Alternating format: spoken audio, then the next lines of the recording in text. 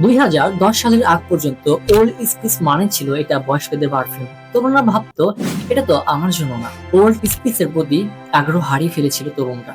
বাজারে তখন পুরুষদের জন্য বিভিন্ন ধরনের নতুন নতুন পারফিউম আসছে। যেমন তখন ওল্ড স্পিসের বিক্রি পড়ে যাচ্ছিল একদম তলানিতে। তারা মরিয়া ছিল নিজেদের নতুন করে গড়ে তোলার জন্য।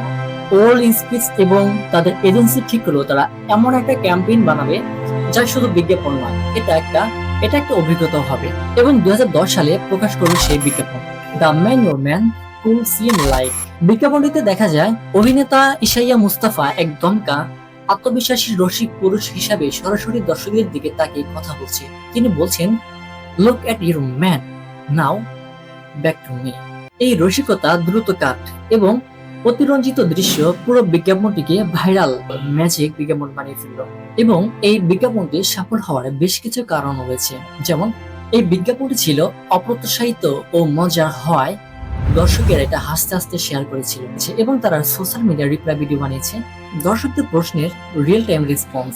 এবং তারা নিজেদের বয়স্কদের ব্র্যান্ড থেকে আত্মবিশ্বাসী এবং আধুনিক পুরুষের ব্র্যান্ড পরিচিত করলো। এবং ফলাফল ছিল খুবই দুর্দান্ত। ক্যাম্পেইন প্রকাশের প্রথম 3 মাসে ওল্ড স্পিস বডি ওয়াশের বিক্রি 125% পর্যন্ত বেড়ে যায়। একটু চিন্তা করেছেন কি পরিমাণে তারা সেল করেছে? এবং ইউটিউবে তাদের 10 মিলিয়ন ভিউ হয়ে যায়। আর তখন ওল্ড স্পিস হয়ে যায় পৃথিবীর সবচেয়ে ভাইরাল ক্যাম্পেইনগুলোর একটি। আর এভাবেই একটা মজার বিজ্ঞাপনের মাধ্যমে ওল্ড স্পিস পুরাতন ব্র্যান্ড থেকে হয়ে গেল নতুন প্রজন্মের আইকন। ভিডিওটা কেমন হয়েছে জানি না, তবে চেষ্টা করেছি আপনাদের যেন ভালো লাগে। তো আজকের মতো এ পর্যন্ত, দেখা হচ্ছে পরবর্তী কোনো ভিডিওতে। ততক্ষণ ভালো থাকুন। আল্লাহ হাফিজ।